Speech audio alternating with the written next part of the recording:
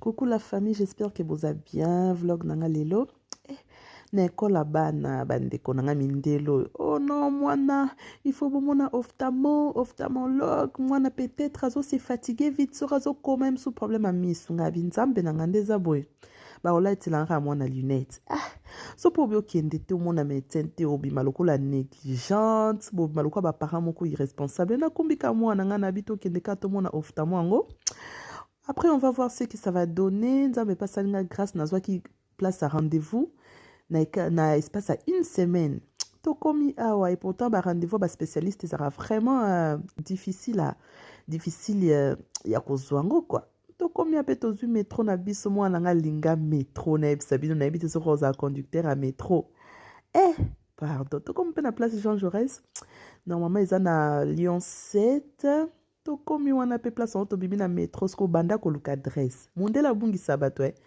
Se retourner quand je cherche cette adresse. Ah, je pense que c'est par là. Vous prenez à gauche, encore à gauche. Pardon, badinga tia na map. Na tambola na téléphone nga zala bien chargé, internet na nga libanda na za abonnement na nga. Na tie GPS na map biso na to anti ko luka adresse zo diriger. C'est quelques minutes quand na sorti à métro. Tala zo bata maintenant filmer zo bata. Elle que maman muta caméra abata mina bandeko biso na tozo tambo makolo na malilio gloire à Dieu zaki musikate et ça lenga net na bunga mais bon to se retrouver quand même to komi pe na rendez-vous ngwa ophtalmo to fandi na bisa no ba salle d'attente ya ba nini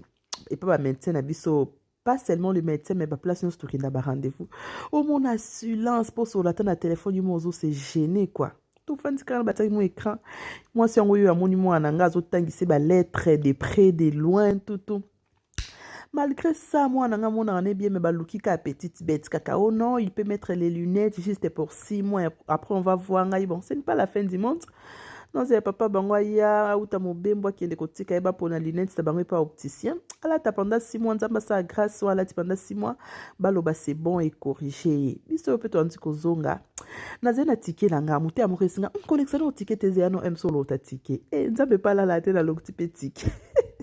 na charger la carte na ngate tellement na tikala nga mona bana na sala ki te moi au mobimba na boy na pour charger carte no kité non chargeant pour rien je sortais pas tous les jours ticket la nga bien moi na bombi na somba ka carnet ya 10 tickets en cas de sortie ba course tonini na valida ka mes cartes na abonnement na charger été non charger moi on a sala voilà na loko petit ticket na ngeza ki non non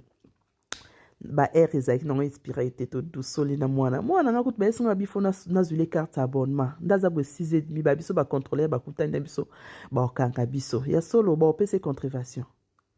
pardon na sa tuna zule abonnement ba yo mamula mwana nga contrevation eronga azwaki ka mwa muki OK il a déjà l'âge ya ko futa transport quoi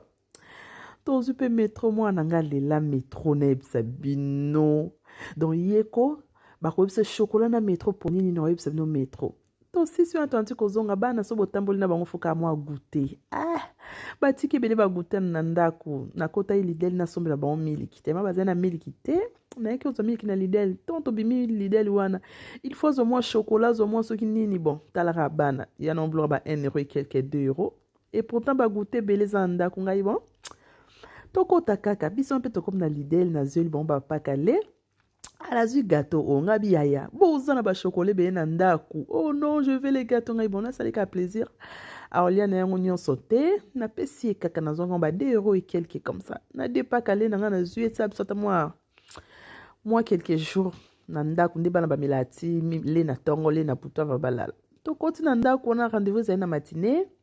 to koti na tilelo sona pondu madesu donc bilo on a so ba africain o ba nga balinga pondu madesu na madesu c'est fini o fumbwa o pondu pamba o nini non lo ba bilo mo eza ya mwamba nde